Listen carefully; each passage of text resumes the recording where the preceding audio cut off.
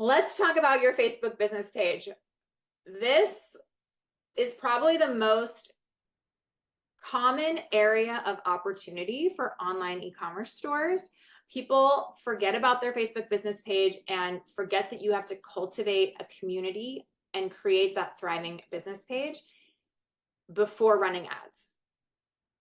So on your Facebook business page, we do not look for a certain amount of followers. We don't really look for any sort of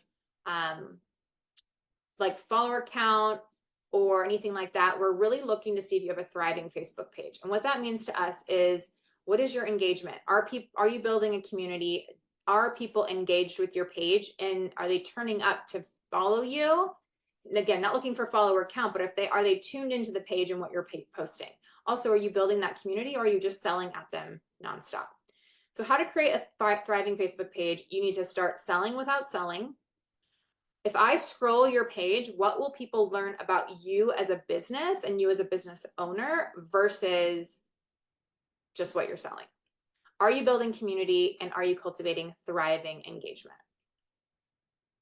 So how do you sell without selling? You guys, I pulled these from the archives from when I used to have an online boutique. And we were selling, for example, in this first image, the poncho. People think all the time that when they post something for sale, that needs to be the focus of the caption, and it just doesn't. So yesterday I ate 6 chocolate chip cookies. Today I'm kicking off the day with egg whites. It's called Balance, y'all. Fall vibes poncho plus garage jeans in the new arrivals section of the website. The 6 chocolate chip cookies has nothing to do with the poncho for sale. But what it's doing is it's creating a sense of community and calling out something that most people do, and giving your audience something for people to chew on, no pun intended with the chocolate chip cookies, and comment. Oh my gosh, I've been there too. Oh my gosh, yes, I'm eating healthy today too. Everyone can relate to that statement, and that's what they're going to comment on. And then, yeah, they might click the poncho to go, or click the new arrivals link to go find the poncho. Here's another example. I love replacing my feelings with shopping. We've all been there. We've all been there. Again, you are creating that community and giving them something to comment on that's just not, hey, this is the poppy seed long sleeve launching tonight on the live sale. Because if you just said on that caption, poppy seed long sleeve launching tonight, what would you expect people to comment? There's nothing. People will comment nothing. You have to create that caption and give people, it's up to you to give people something to comment on. I don't know who needs to hear this, but it's okay to eat a real meal instead of a bunch of snacks. Hashtag professional snacker. Miss Dolly Top and hot pink strappy bralette can be found in new arrivals. Again, that caption has absolutely nothing to do with what's being sold, but it's giving people something to comment on. Because again, if I had just posted Miss Dolly Top and pink strappy bralette can be found in new arrivals, no one's going to comment. There's nothing for them to comment on. It is your job to cultivate conversation in the comments, and this is how you do it, by selling without selling. Sweet spots. So how are you going to build community and post about yourself on your Facebook page? Again, when I am scrolling your Facebook page, if I have not learned one thing about you as a person and you as a business owner, you're failing. And so what we do is we recommend you pick 5 topics about your life that you can share regularly. Again, I know people don't want to share their entire life story on social media, and I'm not asking you to, but there are probably things in your life that you can comfortably share. We already know I have a dog named Crackers. He would be the star of the show. Let me tell you, he is always the star of the show. I can post about him every single day because he's being cute 24/7. Topo Chico. To say my personality is pretty much, Topo Chico is my whole personality is an understatement. My whole personality. I love Topo Chico. Yeah, I'm obsessed with it. I probably once a week get someone texting me that they're drinking Topo Chico and thinking of me. I live and die by Topo Chico. So I could 100% be posting about Topo Chico on the regular. Again, I am a Foo Fighters super fan.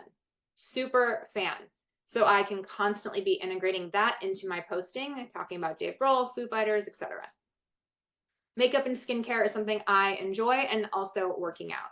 I think if you have a Peloton and you work out, you can do a sweaty selfie every single day. Some other things you can post about on the regular. You eat 3 meals a day, and everyone experiences weather every single day. Yesterday, it is in New York City. I was wearing a sweater and like a puffer vest. That is something to post about because it's an anomaly. I know there's a hurricane going on right now. Hopefully everyone's safe, but you can post about those things. What's the weather where you're like? Sprinkle that in when you're struggling for things to come up with. Trending topics. I don't care if you like Taylor Swift or not. You post about Taylor Swift, you're going to get comments. Post about Beyonce, you're going to get comments. Keep it neutral, obviously. And Facebook will recognize when you're posting about trending topics. Facebook wants people to stay engaged on their platform. And it's going to recognize if you type in, oh my gosh, did you see Taylor Swift canceled her 3 shows in Vienna? We're praying for her. Hopefully everyone's safe, whatever. People will recognize that. And everyone has a thought and opinion about Taylor Swift. That is all trending topics you can post about. I think I got 3 text messages this morning about Love is Blind UK in the UK. Obviously, that's trending. I think we can post about that if you're a Love is Blind fan. There's always things happening on Netflix. Gypsy Rose is trending. She's safe controversial. Again, I'm giving you all these topics that you can post about that are trending topics, in addition to the 5 sweet spots you're going to pick about your life. Some Facebook page pro tips, questions we get all the time. You cannot outsource organic engagement. If Crackers is being cute, I'm going to take the picture and post it. What I'm not going to do is take the picture, send it to my social media team, and schedule it out. If the dog is being cute, just post it. How often should you post? This is probably the #1 question I get. And I don't like to answer it, but I'm going to answer it because people need that frame of reference. You should be posting 2 to 3 times a day on your Facebook page minimum. And most of those, I should say, at least a third of those should be a post that has nothing to do with selling. You can post, you don't want to just be selling at people constantly. Post 2 to 3 times a day on your Facebook page, minimum. Post on the feed. And you should be not just selling at people. Your Facebook page feed is for growth, right? You are going to nurture your audience in your stories.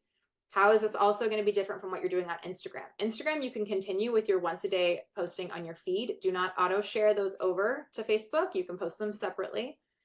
And then your stories, you can cross over. I'm okay with that. But your page feed is for growth. If you're just posting on your stories, no one outside of your existing audience is going to see it. So you want to make sure that you're using that page feed. You can post memes and again, everything we've already discussed, and those all are going to help build that community. And then you're going to nurture that community on stories. Yes, this all takes time and you have to create that habit, but you own a business. It's up to you.